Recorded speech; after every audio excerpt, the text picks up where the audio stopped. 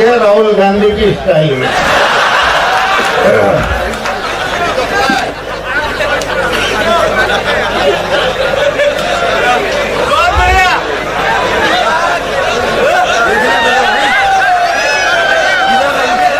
मेरी खामोशी को मेरी कमजोरी मत समझना।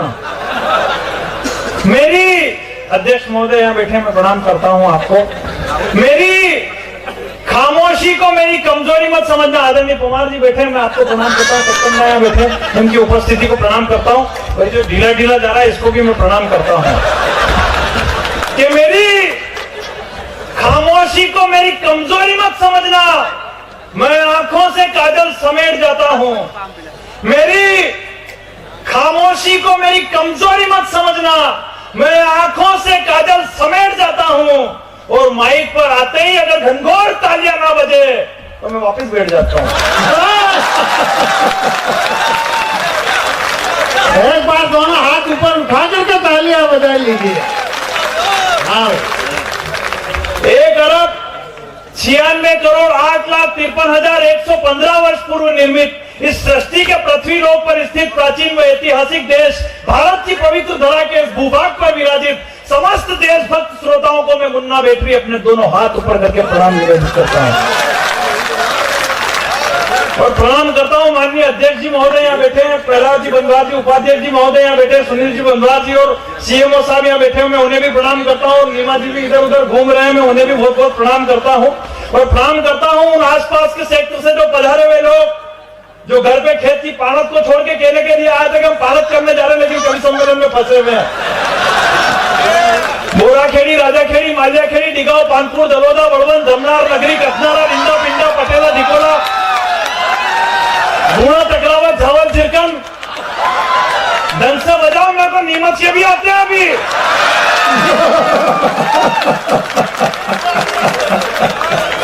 मैं कपड़े सीटी के पहनता हूं पर बोलता बिल्कुल गामड़ेली हूं। और ये सेटिंग ऐसी जैसे फोरिस कार के पैकेट में 30 नंबर की बीड़ी भर रखी हो। सही कह रहा, प्रणाम करता हूं। हकीकत जानकारी होनी चाहिए हर चीज की। प्रणाम करना चाहता हूँ। इस हिंदुस्तान की सबसे बड़ी समस्या यही, इधर के लोग बैठे, मैं आपको भी बहुत बहुत प्रणाम करता हूँ। इस हिंदुस्तान की सबसे बड़ी समस्या यही है, लोगों के पास जानकारी है पर वो देने को तैयार नहीं है। मेरे पास है, मैंने आपको दी के नहीं दी। इस हिंदुस्तान की सबसे बड़ी समस्या है, लोगों के पास जानकारी है पर वो देने को तैयार नहीं है। पाकिस्तान के पास आतंकवादियों की पूरी जानकारी है, वो देने को तैयार नहीं है। पुलिस वालों के पास चोरों की पूरी जानकारी है,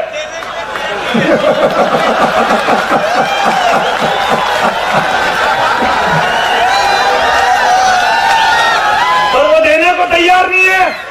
नेताओं के पास काले धन की पूरी जानकारी है,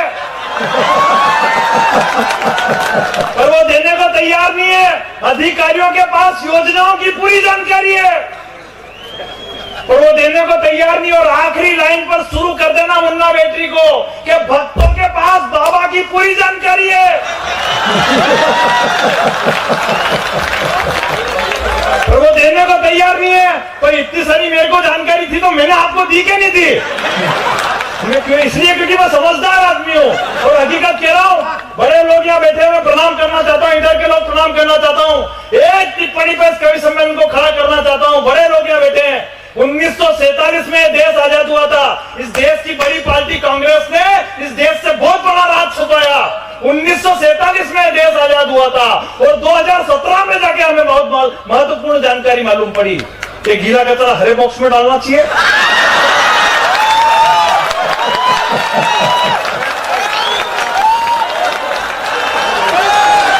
और सूखा कचरा नीले बॉक्स में डालना चाहिए। 70 साल तक हमसे एक महत्वपूर्ण जानकारी छिपा के रखी गई। सही कहा, ये जानकारी होना चाहिए ना कि मेरे को इतनी सारी जानकारी है कि जो लोग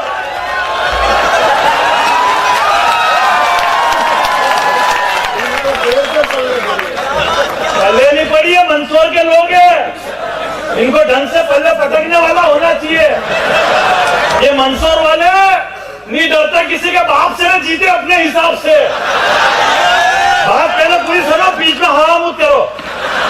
ये मंदसौर वाले नहीं डरते किसी के बाप से, नहीं जीते अपने हिसाब से, बुलाते हैं श्रीकोंड पे और मिलते तेलिया तालाब पे।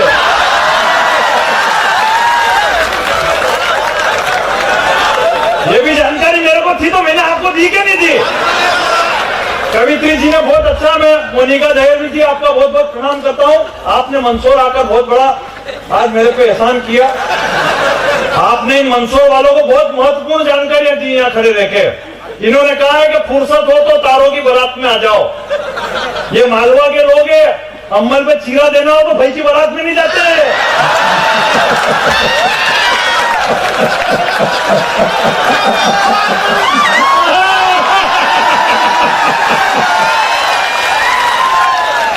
फिर उन्होंने आके फिर कहा बोले चांद देखना हो तो रात में आ जाओ। इन बाप लोगों को तो मालूम ही नहीं थी कि चांद देखने के लिए रात में जाना पड़ता है, दिन में ही ढूंढते फिर रहे थे। ऐसा है कि ये मालवा के लोग हैं, मैंने कहा ना ये मालवा के लोग हैं, और अगर इतनी रात को आप जैसी कोई रात को बुलाए तो चांद देखने में टाइम वेस्ट करेंगे। मंदसौर के लोग हैं, नहीं डरते किसी के बाप से। हकीकत कह रहा मैं, धोखा मिला जब प्यार में, सुन लो इनकी तरफ से। आपको 4 लाइनें देना चाहता हूँ, ये ज्यादा टेंशन नहीं लेते हैं। छत पे छतरी सेट करने चलते हैं, पड़ोसन सेट करके नीचे उतर जाते हैं।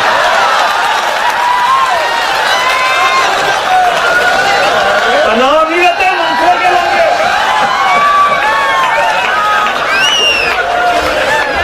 ढंग से बजाओ।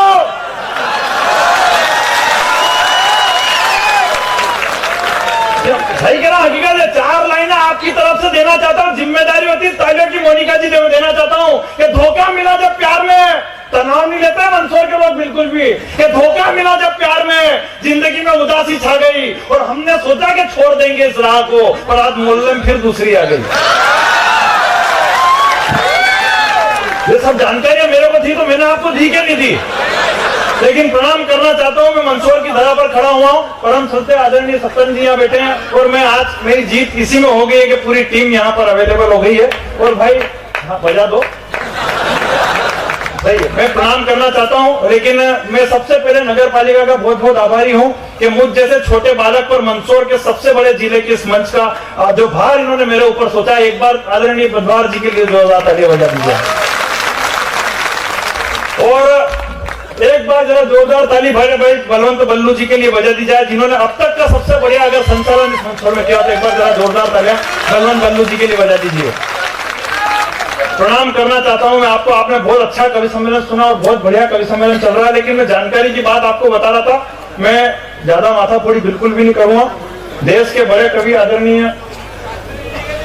हाँ मैं प्रणाम करना चाहता हूँ आदरणीय शास्त्री जी, जो भी यहाँ बैठे, मैं आप सब लोगों को प्रणाम करना चाहता हूँ। बढ़िया, मैं आपको भी प्रणाम करना चाहता हूँ। और भी जो आदरणीय मेरा सभापति जी है, मैं क्षमा चाहता हूँ, मैं आपके लिए भी बहुत बहुत प्रणाम करना चाहता हूँ। आपने भी मेरे ऊपर जो विश्वास जताया, मैं आपको भी बहुत बहुत प्रणाम करना चाहता हूँ। मैं बिल्कुल भी माथाफोड़ी नहीं करूंगा, ज्यादा माथाफोड़ी मेरे से होती भी नहीं है।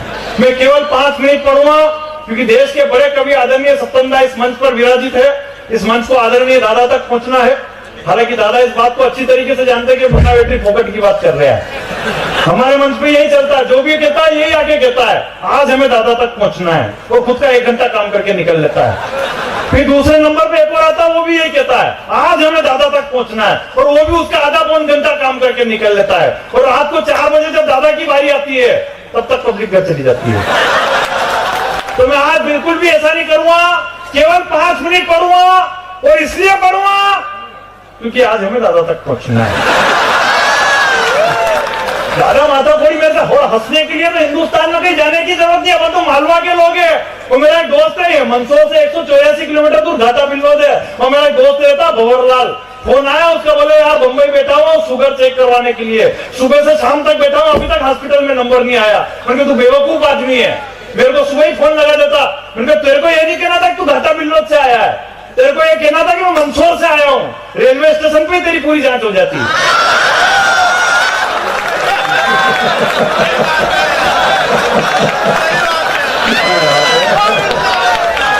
हंसने के लिए कहीं जाने की जरूरत थोड़ी पड़ती है।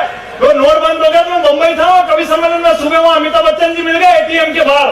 बोले मेरे पास गाड़ी है, बंगला है, मोटर है, कार है, क्या है तेरे पास? उनके आपके एटीएम से पैसे कितने निकल रहे हैं? बोले 4,500। उनके मेरे भी इतने ही निकल रहे हैं। किस बात की माथाफोड़ी करे? जब हिंदुस्तान में सबका लेवल बराबर हो गया तो अपने को फोकट की बात करनी नहीं चाहिए। और मैं तो हकीकत कह रहा हूं, जब एटीएम से 2000 रुपए निकल रहे थे, उन 2000 रुपए का भी विरोध उन लोगों ने ज्यादा किया जिनके खुद के खाते में 250 रुपए रखे थे। वो तालियां तो इस बात पे बजाना कि 250 भी उनके नहीं थे, गवर्नमेंट ने पहुंचाया था टंकी की सब्सिडी के। आदमी को सवार ही नहीं हिंदुस्तान में होता। अच्छा रहा कि मेट्रो ट्रेन जो बुलेट ट्रेन जो चली है बंबई से अहमदाबाद के लिए चली है, अगर रतलाम से चित्तौड़ के लिए चली तो डोडर में स्टॉपेज मांग लेते लोग।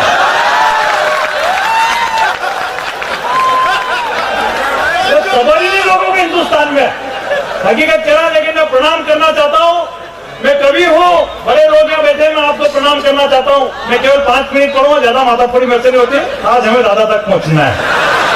लेकिन हकीकत कह रहा हूं, मैं कवि हूं, ये मेरा भाग्य है। ये जरा बीच का कोलाहल जरा बंद कर देना, मैं ज्यादा देर समय नहीं लूंगा आपका। मैं वैसे कम बाल में ज्यादा रंग बनाने वाला आदमी हूं। हकीकत मैं कवि हूं, ये मेरा भाग्य है। लेकिन आप जैसे बड़े लोग यहाँ बैठकर मुझे सुन रहे हैं, ये मेरा बहुत बड़ा सौभाग्य है। और भाग्य और सौभाग्य के बीच में एक बहुत बड़ी खाई होती है जिसे हर कोई पार नहीं कर सकता है। मैं शुरू करना चाहता हूं अपनी काव्य पाठ को कि भाग्य और सौभाग्य के बीच में एक बहुत बड़ी खाई होती है जिसे हर कोई पार नहीं कर सकता है। किसी आदमी का भाग्य तगड़ा हो लेकिन वो उसे सौभाग्य में नहीं बदल सकता है। 4 पंक्तियां करता हूं और शुरू होना चाहता हूं और देखना चाहता हूं तालियों के आपके उल्लास को कि वो शरीफ बना बदमाश तो कुर्सी को छोड़ सटकना पड़ा, भाग्य बता रहा हूं। और आखिरी पंक्ति पर आपकी तालियां देखना चाहता हूं कि शरीफ बना बदमाश तो कुर्सी को छोड़ सटकना पड़ा, राहुल से करी दोस्ती तो अखिलेश को फिर लटकना पड़ा, लालू फंसे भवन में तो नीतीश को हाथ झटकना पड़ा, और शशिकला को मिली सत्ता तो पहले ही जेल भटकना पड़ा। ये भाग्य की बात है कि जिसने पूरी उम्र गुजार दी उस राम मंदिर के नाम पे। राम जी तो खुद राष्ट्रपति बन गए, अडवाणी जी को करेले का दूध भटकना पड़ा।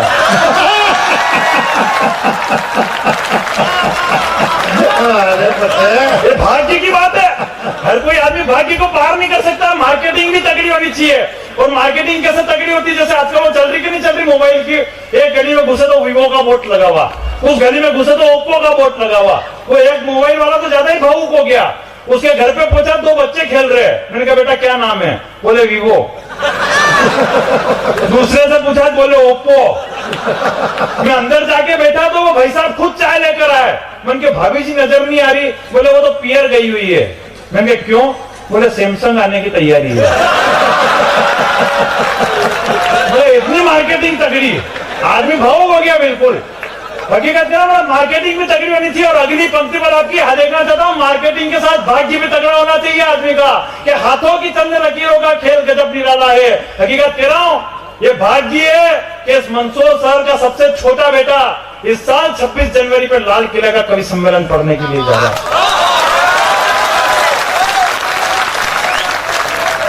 हालांकि उन्होंने नहीं बुलाया, देखो तो मेरा खुद का कॉन्फिडेंस है जो मैं कह रहा हूं।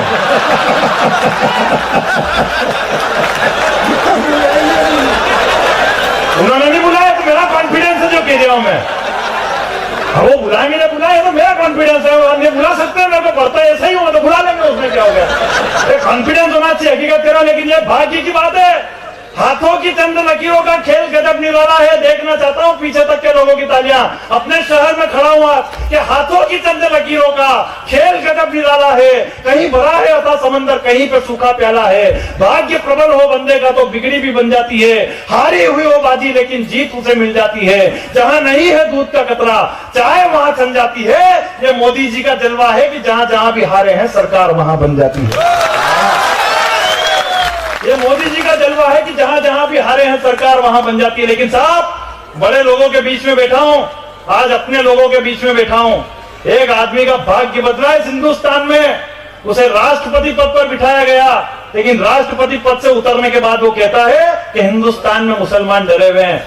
माफ करना साहब, उस मूर्ख को मैं कहना चाहता हूं कि एक बार पशुपतिनाथ के इस मेले में आकर देखे, जहां एक दुकान मुसलमान की है और दूसरी दुकान हिंदू की है। वो पिछले 55 साल से इस मेले में अपना बात कर रहे हैं, अपनी दुकानदारी चला रहे हैं। यहाँ पे कौन कहता है कि हिंदुस्तान में मुसलमान डरा हुआ है?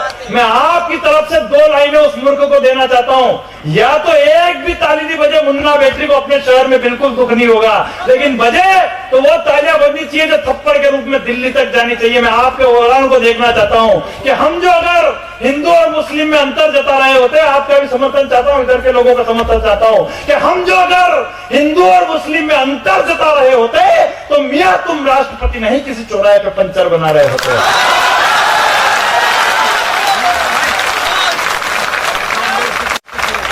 अभिव्यक्ति की आजादी के नाम पे इस देश में जिसको जो मर्जी पड़े वो बोल रहा था, जिसको जो मर्जी पड़े वो काम कर रहा है। वो उत्तर प्रदेश में राहुल गांधी खाट लेके घूमते फिर रहे थे, जबकि टाइम उनका डबल बेड के पलंग का चल रहा थी। ढंग के टाइम पे ढंग का काम करो ना यार। आप तो खुद खाट पे खाट लेके घूमते फिर रहे थे, जो बेचारा कुर्सी पे बैठा होता उसको भी खाट पे उठाइए उधर। मतलब क्या है यार, एक वो दिल्ली में बैठा हुआ फर्जीवाल, उसको देश की सेना से सबूत चाहिए। अब सबूत चाहिए तो बॉर्डर पे जाके वो, संसद के अंदर तो कोई देगा नहीं आपको। राजनीति के गलियारे में वोटों की मची लूट है। थोड़ा सा माइक आपका गला खींच रहा है, वैसे भी मेरी तबियत खराब है, लेकिन मैं पूरी कोशिश कर रहा हूं कि अपनी पूरी ऊर्जा लगा दूं जैसा मैं लगाता हूं कि राजनीति के गलियारे में वोटों की मची लूट है। तेरा तो नेता बनना इस देश का सबसे बड़ा झूठ है, और सेना से सर्जिकल के प्रमाण मांगने वाले तो तेरे बाप की औलादे। बता इस बात का क्या सबूत है? मतलब अभिव्यक्ति की आजादी के नाम पे इस देश में जिसको जो है कर्नाटक से आवाज उठी, आप बिल्कुल भी टेंशन मत लेना, मैं हास्य का ही आदमी हूँ। मैं तो अभी झांकी जमा रहा हूँ अपनी, पहले उसके बाद फिर अपनी वाली पे आऊंगा, ताकि क्या मामला थोड़ा गर्म हो जाए। बड़ी नाक का सवाल है मेरा यहाँ पे। तो लोग कहेंगे पूरे हिंदुस्तान में आग मूत दिया, घर में क्या हो गया? तो इसलिए पहले पूरी झांकी जमा लूं, फिर अपनी वाली पे आता हूँ। हकीकत कह रहा हूँ, कर्नाटक से एक आवाज उठी झंडे के लिए। मैं 4 लाइनें फिर पढ़ना चाहता हूँ आपके बीच में। मेरे मित्र लोग यहाँ बैठे, इधर बैठे, मैं प्रणाम करना चाहता हूँ कि वो गर्म लावे को निगलने की बात कर रहे हैं। मैंने आपको गिरा ना, मैं बिल्कुल हास्य का ही आदमी हूँ, आप बिल्कुल बहुत टेंशन में लेना। और मैं आपको एक बहुत महत्वपूर्ण जानकारी बता दूं, मैं केवल 5 मिनट पढ़ता हूँ, क्योंकि आज हमें दादा तक पहुंचना है। ज्यादा माथा थोड़ी मेरे से होती भी नहीं, हकीकत कह रहा हूँ। और सही कहा, हकीकत कह रहा हूँ कि वो गर्म लावे को निगलने की बात कर रहे हैं। दादा प्रणाम करना। दादा तक तो मैं नहीं पहुंचने दूं। पवार जी कह रहे हैं कि दादा तक तो मैं नहीं पहुंचने दूंगा। प्रणाम करता हूं, हमारे लिए आप ही दादा हो जाओ, मेरे कह रहे हैं बढ़िया। लेकिन प्रणाम करना चाहता हूं कि वो गर्म लावे को निगलने की बात कर रहे हैं, वो ऊंचे पर्वत को कुचलने की बात कर रहे हैं, वो बीच समंदर मचलने की बात कर रहे हैं, जिनकी हैसियत इस देश में बनियान बदलने की नहीं, वे मेरे देश का तिरंगा बदलने की बात कर रहे हैं। अभिव्यक्ति की आजादी के नाम पे इस देश में जिसको जो मर्जी पढ़ो बोलता है, जिसको जो मर्जी पढ़ो काम कर रहा है। वो ऐसा क्यों कर रहे हैं? लोगों को बड़ा बनना है। लोग हमेशा सोचते हैं कि हमें बड़ा बनना है, तो बड़े बनने के लिए क्या करना पड़ेगा? लोगों को हमें बचपन से ब्रह्म वाक्य सिखाया गया है कि मारने वाले से बचाने वाला बड़ा होता है। यही बात बताई गई हमको बचपन से कि मारने वाले से बचाने वाला बड़ा होता है। तो लोगों ने देखा कि यार बड़ा बनने के लिए किसी न किसी को बचाना पड़ेगा। तो शुरू होना चाहता हूँ, आपकी तालियां देखना चाहता हूँ कि मारने वाले से बचाने वाला बड़ा होता है। तो लोगों ने देखा कि मारने बचाने वाले से बड़ा बनने के लिए किसी न किसी को बचाना पड़ेगा। तो शुरू हो गए हिंदुस्तान में लोग बचाने के लिए, पत्थरबाज आतंकवादियों को बचाने लग गए।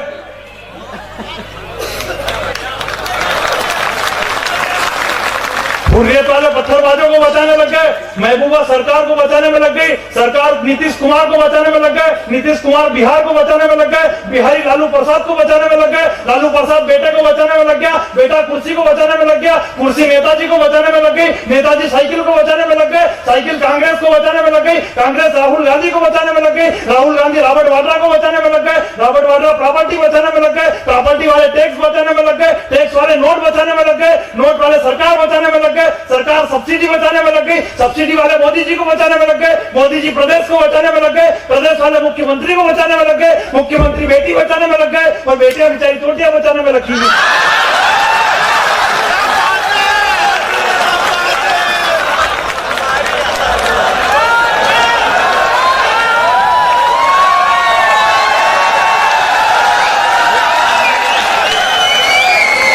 तालियां तो आप बजनी चाहिए आपकी पूरी हवा में लहरा के, केवल और केवल इस देश में एकमात्र सैनी जी है जो अपनी जान देकर इस देश को बचाने में लगा हुआ है। अभिव्यक्ति की आजादी के नाम पे इस देश में जिसको जो मर्जी पढ़ो बोलता है, जिसको जो मर्जी पढ़े करता है। कुछ लोग कहते हैं कि मेरा देश असहिष्णु। अच्छा, मेरे YouTube पे वीडियो कितने लोगों ने देख रखे, एक बार हाथ खड़े करके बताना। तो आप लोग घूम फिर के आओ तो बाकी लोगों को सुना दूं। कुछ लोग कहते हैं कि मेरा देश असहिष्णु हो गया है। उन मूर्खों को मालूम ही नहीं है कि हिंदुस्तान तो वो धरा है कि किसी पड़ोसी देश के यहाँ भी अगर कोई दर्द उठता है तो सबसे पहले मेरा हिंदुस्तान उसका दर्द बांटने के लिए जाता है। वो पाकिस्तान में जब 125 बच्चों को आतंकवादियों ने मार दिया था तब मैंने 4 पंक्तियां कही थी कि क्या है मेरा हिंदुस्तान, कि कलयुग की इस दुनिया में ये कैसा दृश्य दिखाया, जिहाद की जिसमें दुष्टों ने बच्चों का खून बहाया। अरे एक खरोच से व्याकुल होकर आंसू जिनके गिर जाते थे, खून से लथपथ बेटे का बाप ने कैसे उठाया, और तुझको हम कैसे समझाएं दहशत के इस रास्ते पर हिंसा हिंसा को खोता है। अरे बच्चा चाहे हिंदू का मरे मुसलमान का, दर्द तो हर बार इस सीने को ही होता है। पर अपना सबसे बड़ा दर्द ये है दादा कि दर्द अपने को होता, पाकिस्तान को होता ही नहीं है। हम जब भी हमारी संवेदनाएं व्यक्त करते हैं वो आके ना हमारे हमला करके चला जाए। हम जब भी मोमबत्तियां लेके खड़े रहते हैं तो आके ना हमारे हमला करके चला जाए। वो थोड़े दिन पहले भी वो हाफिज सईद ने किया, मैं आपको बता दूं मैं केवल 5 मिनट पढ़ता हूं, ज्यादा माता थोड़ी मेरे से होती ही नहीं है।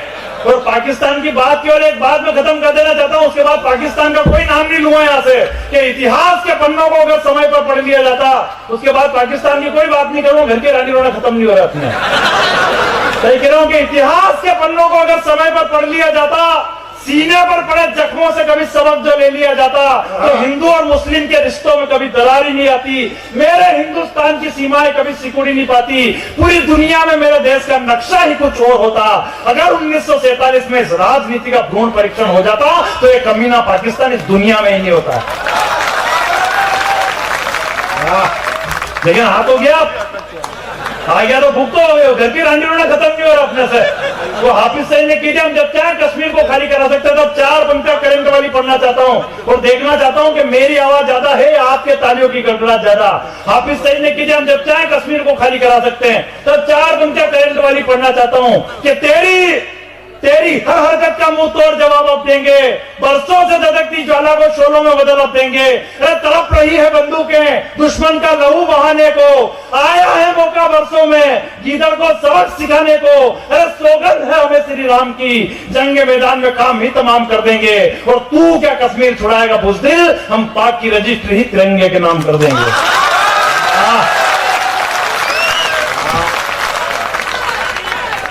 कौन कौन चल रहा, कौन कौन चले, कोई नहीं चले।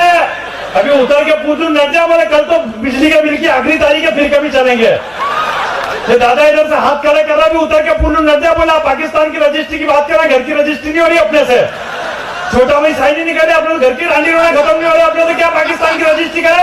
सही कहा, जितने लोग यहाँ बैठे हर आदमी के भेजे में कुछ न कुछ समस्या फंसी पड़ी, इधर बैठे इनके समस्या, इधर बैठे इनके समस्या, पीछे खड़े हुए उनकी अलग समस्या, और सबके समस्या एक जैसी, दूध पतला आ रहा, लड़का बिगड़ता जा रहा, लोग पैसे खा गए, घर फूफा जी आ गए, जग्गू की शादी में जाना, खोपड़ा को उठा के लाना, बैंकों की किस्तें भरनी, माथे में डाई करनी, गट्टू का कटिंग करानी, पिताजी के बीड़ी आ जानी, बिजली का बिल ज्यादा आ रहा, थोड़ा 10वीं में फेल होता जा रहा, सुबह नल भी आएंगे, कचरू के मौसम में कौन कौन जाएंगे, गाड़ी एवरेज नहीं दे रही, घर वाली वापस नहीं आ रही, लाइटें घड़ी घड़ी जा रही, गर्लफ्रेंड शादी का मौका ही नहीं दे रही। घर की रानी होना खत्म नहीं हो रहा अपने से।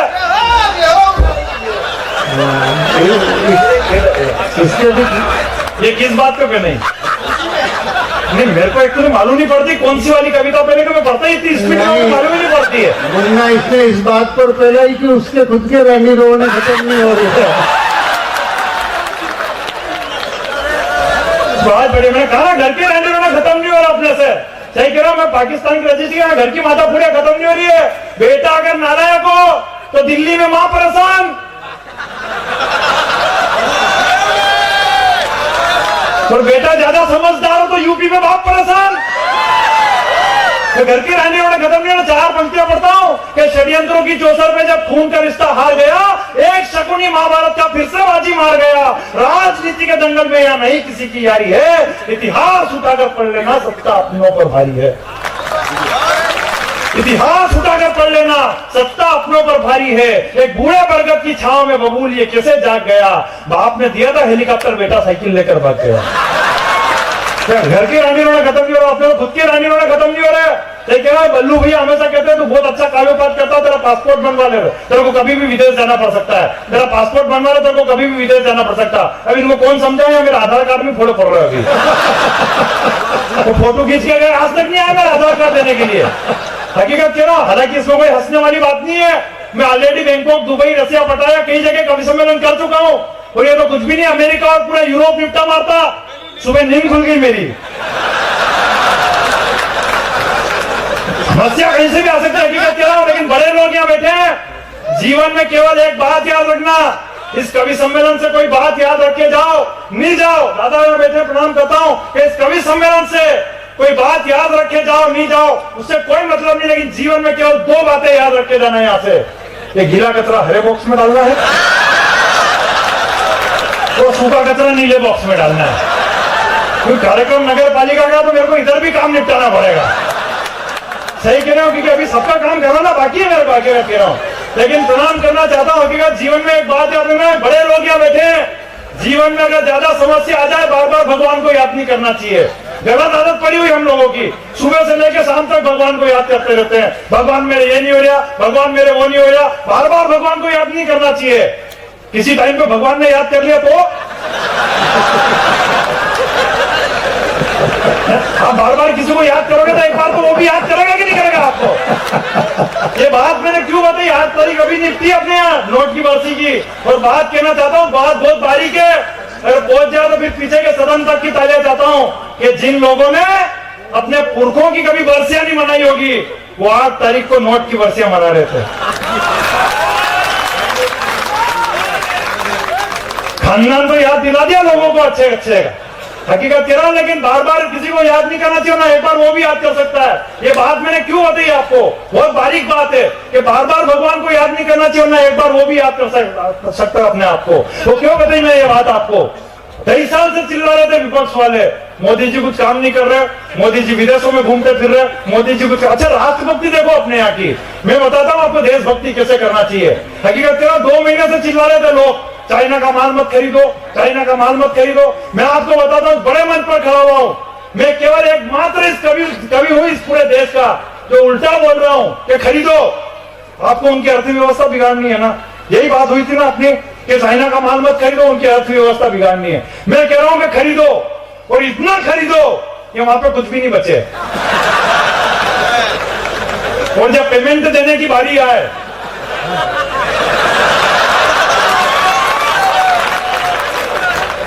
अर्थव्यवस्था ऐसे बिगड़ती है सामने वाले की।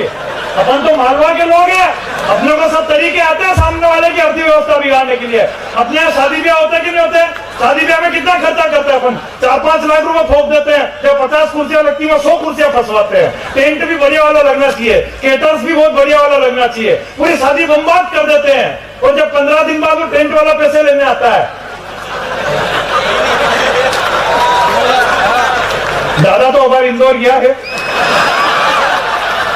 आएगा तो पता हिसाब करना थको। तो अपने पास भी तरीका, अपने भी ढेर सारा माल मंगा लो, और जब वो कहे कि पेमेंट, दादा तो हमारा अमेरिका गया है, आए तो बचे हिसाब करना थको, और वही सके कभी भी कोरिया भी निकल जाए थी। समस्या है अपने आप कहीं, हकीकत कह रहा हूं, लेकिन हकीकत कह रहा हूं, जीवन की अगर सबसे साक्षात समस्या रख दूं आपके बीच में, आपके शहर का बेटा खड़ा है कि जीवन की सबसे साक्षात समस्या आपके बीच में रख दूं, तो फिर हाथ खोलकर आशीर्वाद देना कि इस दुनिया में जिसने समस्या को हरा है, आज वही समस्या दिख रहा है। कौन समस्या दिख रहा है कि मिट्टी के रोने को जीवन भर तराशा करते हैं, काजल की एक टीकी से बलाओं को टाला करते हैं, जीवन का अमृत हमें पिला, खुद मौत का जहर पी जाते हैं। इस दुनिया में और कौन है माँ बाप के सिवा जो चेहरे की झुर्रियों में भी समस्याओं को छुपा लिया करते हैं। बचपन से लेकर 55 तक जो हमें अपनी आंखों से दुनिया दिखाते हैं, बुढ़ापे में वही माँ बाप चश्मे के कांच बदलवाने को तरस जाते हैं। क्या करें, जीवन की भागादौड़ी में कोई चैन से नहीं सो रहा। किसे मिली दौलत तो नाम के लिए रो रहा, और किसे मिली शोहरत तो काम के लिए रो रहा। सुबह से शाम तक गली के कांटे की तरफ भाग रहे, पर काम किसी का ही नहीं हो रहा, और सही में नहीं हो रहा। हिंदुस्तान की सबसे पहली समस्या यही है, काम नहीं हो रहा। जिससे पूछो बोले मेरा काम नहीं हो रहा है, उससे पूछो बोले मेरा काम नहीं हो रहा है यार। इससे पूछो, बोले मेरा काम नहीं हो रहा यार। तो मैं कह रहा हूं कि हिंदुस्तान में भरपूर काम हो रहा है।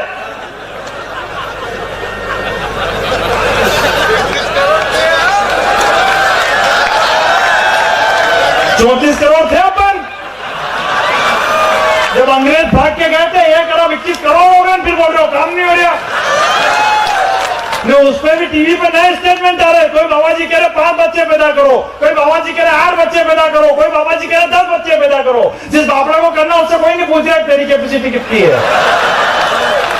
और मैं कह रहा हूं कि प्यारे भारत देश पर एक एहसान करो, प्यारे भारत देश पर एक एहसान करो, फोकट की पीढ़ी इस देश में मत भरो, और 10 निकम्मे पैदा करने से ज्यादा अच्छा है एक राष्ट्रभक्त महाराणा प्रताप इस धरा पर पैदा करो। पर नहीं कर रहे। दुख तो इसी बात का कि समय भी कैसा कैसा दिन दिखा रहा है, खाने को कटोरे में रोटी नहीं, पर भिखारी भी दनादन व्हाट्सअप दौड़ा रहा है। हिंदुस्तान में भिखारियों तक की किस्मत बदल गई है। सही कह रहा हूँ, 4 पंक्तियां पढ़ता हिंदुस्तान में, सही कह रहा हूँ, भिखारियों तक की किस्मत बदल गई हिंदुस्तान में। वो मेरे घर के बाहर एक भिखारी भीख मांग रहा था, तो मैंने रोटी दे दी। 3 दिन तक मेरे घर के बाहर ही पड़ा रहा। उनके जाता क्यों नहीं है? बोले आपके घर के बाहर मेरा वाईफाई अच्छा चल रहा है। बोले इतनी कंडीशन खराब हो गई, मोबाइल जब से आया, जब से हालत खराब है। मेरी एक फेसबुक की कविता भी काफी वायरल हुई है, मैं 4 घंटे पढ़ के सुना देता हूँ। मेरे बहुत से लोगों ने मोबाइल पे व्हाट्सअप किया था कि वो चीजें तो सुनना ही चाहेंगे कि इंटरनेट पे दिखा रहे फेसबुक का नया खेल, थोपड़ा भी उसका लाइक करना जिसकी खोपड़ी में खोपड़े का नहीं तेल। सब एक दूसरे की वाल पे फोकट चक्कर खा रहे, और छोरे छोरियों के नाम से प्रोफाइल बना के छोरों को उल्लू बना रहे। ये फेसबुक का सही कह रहा, माँ बाप ने हर मंदिर पे मन्नत मांगी थी कि हमारे घर पे लड़का पैदा हो, वो नालायक भी फेसबुक पे सुनीता बन के बैठा हुआ है। सही कह रहा, ये फेसबुक का खेल है निराला। जिस छोरी को मैंने रिक्वेस्ट भेजी निकला मेरा साला।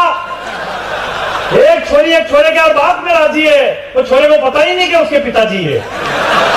12 बजे उठने वाले सुबह 5 बजे उठ के गुड मॉर्निंग का स्टेटस चिपका रहे, और जिसको मोहल्ले में कोई नहीं पूछता वो भी फेसबुक पे 1000 दोस्त बना रहे। जिसको मोहल्ले में कोई नहीं पूछता वो भी फेसबुक पे 1000 दोस्त बना रहे। और काश ये फेसबुक की सुविधा द्वापर युग में भी होती। आखिरी पंक्ति पर फिर आपके हाथ हवा में लहराते हुए देखना चाहता हूं कि काश ये फेसबुक की सुविधा द्वापर युग में भी होती, तो भगवान श्री कृष्ण को ढूंढने में गरीब सुदामा को इतनी तकलीफ नहीं होती। तब पंक्ति पढ़ा आगे, जब से मोबाइल आया आदमी की हालत खराब है। मतलब छोटे छोटे छोरों तक को ध्यान है कि मोबाइल के कौन से फोल्डर में किस जगह क्या चीज पड़ी नो कब देखनी अपने को।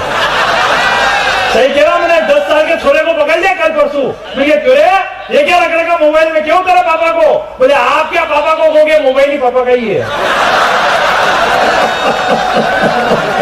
इतनी हालत खराब हो रही है। सही कह रहा हूँ, मतलब होड़ मची हुई है दादा, होड़ मची हुई लोगों के बीच में कि मेरे पास 10,000 का मोबाइल है, इसमें 32 GB रैम है। वो एक आया बोले मेरे पास 25,000 का मोबाइल है, इसमें 64 GB रैम है। मैं पास में ही खड़ा हुआ, बोले भाई साहब आप चुप क्यों खड़े हुए हो? उनके मेरे पास 2.5 लाख रुपए का मोबाइल है।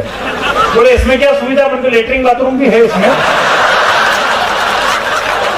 और अटैच वाले हैं। मेरे से मैं सब काम निकाला था। हकीकत में वो बात बता रहा था आपको, वो मंदसौर से तो 184 किलोमीटर दूर घाटा पिल रोड है, वहाँ मेरा मित्र रहता है भंवरलाल। मैं उसकी बात बता रहा, उसके मोबाइल की दुकान है। तो देखो मोबाइल आया जब से बढ़िया चल रहे हो तो कर लेते, मंदसौर करो मालूम है मेरे को। तो जवान तो जाके इनको मालूम है, इनका टेस्ट मेरे को मालूम है नहीं, पर हकीकत दादा लोगों को मालूम ही नहीं मुन्ना का नाम मुन्ना बेटी क्यों पड़ा। और हकीकत में बीजेपी के तमाम लोग यहाँ बैठे हुए एक बड़ा राज खोलना चाहता हूँ। लोग मेरे से पूछते हैं कि बैटरी बेचते बेचते तू कवि कैसे बन गया एकदम इन बीजेपी वालों के कारण। बिल्कुल सही कह रहा हूं, इन्होंने 24 घंटे लाइटें देना शुरू कर दी है।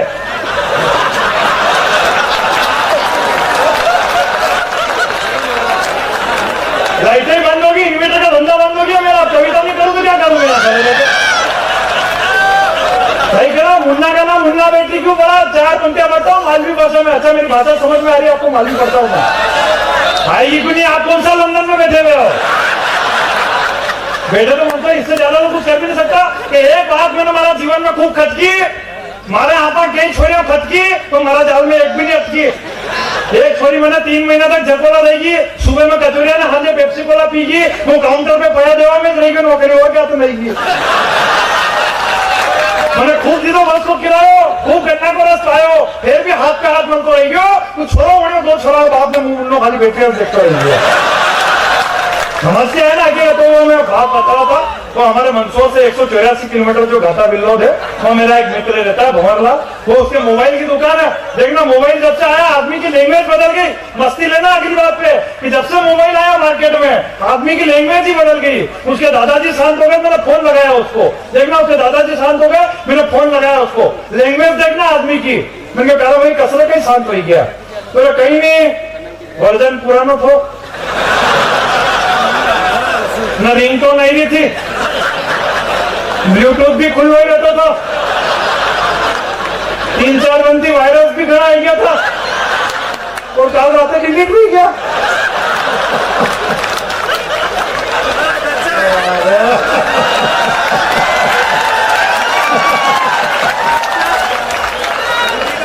मजे तो अब लेना। मैंने क्यों कसरे बोल रहे हो यार, थारा परिवार में सती पहुंची, बोला काहे की सती, वैसे ही मेमोरी फुल थी। इतनी कंडीशन खराब हो गई मोबाइल आने के बाद, हकीकत कह रहा हूँ। लेकिन भाई अपने तो मालूम है, अपना तो सही कह रहा हूँ, अपने यहाँ तो ये कंडीशन है कि 2 महिला अगर रोड पे लड़ रही हो तो कोई अंग्रेज खड़ा हो तो उसके दिमाग में एक ही बात चलेगी कि महिलाओं को कैसे छुड़वाऊं। लेकिन कोई हिंदुस्तानी खड़ा हो, उसमें भी अपने मालवा का तो शर्त लगा लेता है, लाल वाली थाली ना काली वाली मेरी, बता कोई जीत रही बनने से। मतलब अपन तो वहां से भी फायदा निकालने की कोशिश करते हैं। और मंदसौर के लोग हैं, फिर जहाँ खड़े रहते हैं वहीं चुपचाप खड़े नहीं रहते हैं, वही राय देना शुरू कर देते हैं। सही कह रहा हूं, अपन मंदसौर के लोग हैं, जहाँ खड़े रहते हैं वही राय देना शुरू कर देते हैं। मेरे पास में कोई शांत हो गया तो शमशान पे गया, लकड़ियों को जमा रहा, तो लकड़ियों को जमा रहा, पीछे से आया गायचंद, दादा लकड़ी सीधी जमा या चुभेगा।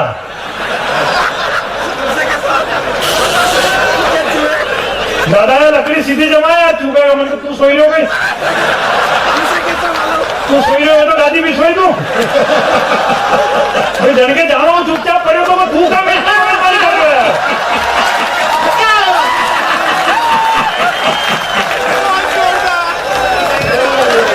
अपन मालवा के लोग हैं, बात अगर ढंग से समझ में आई तो एक बार जरा दिल रखने के लिए ढंग से ताली बजा दो।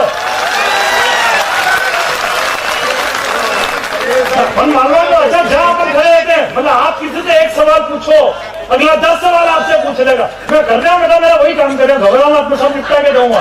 5 साल में तो मौका दिया इन्होंने मेरे को, और क्या मालूम कब तक अगली बार मेरा नंबर आया, आज नहीं है, मेरा सब निपटा के दूँ यहीं पे।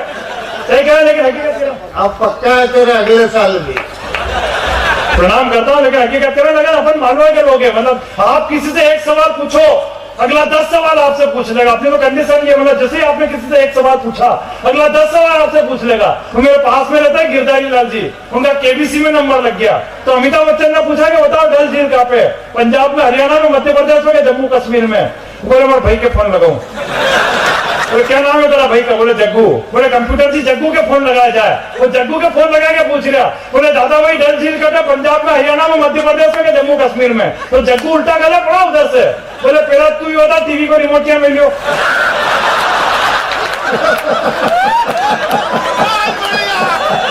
न मोटरसाइकिल की चाबी मिल रही, दादा को बीपी बढ़ रहे हो, वहां की गोलियां कैसे नहीं लेनी, मांगी हो तो कर रहे हो, उनको मोबाइल की तरफ आया कहीं।